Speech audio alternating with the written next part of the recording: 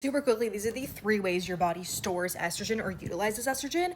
One, your body's going to make estrogen, and that estrogen level can be tested in your blood, showing you basically a snapshot in time of what your body is currently making. Blood is like the highway for hormones, it is not the destination. So that highway is going to then lead to your liver. Your liver is then going to detoxify that estrogen, and you can measure how well your body is then detoxifying that estrogen by doing something like a Dutch test, which is basically showing you how well your body is getting rid of that estrogen, or is your body just recycling that estrogen. And then the third way estrogen can accumulate in the body is in your tissues. Now, there is not really a great way to measure this. There are some good markers, like if you have high prolactin blood test, that can equal high estrogen in the tissues. Or there are some companies I have seen start doing like hair and nail tests on hormones, because they say your hair and nails can backdate about 3 months of data with your minerals and now your hormones. It's basically like old cells. But if you're getting one of these tests and they're coming up normal and they don't necessarily match up with your symptoms, I would say your body just might be doing something different with that estrogen that is causing that symptom. This is why I always look at lab tests as like one piece of the puzzle and really listen to more of what the body is telling you and the symptoms that are going on. Symptoms are your body's way of communicating. It is an expression of what's happening underneath or on the inside.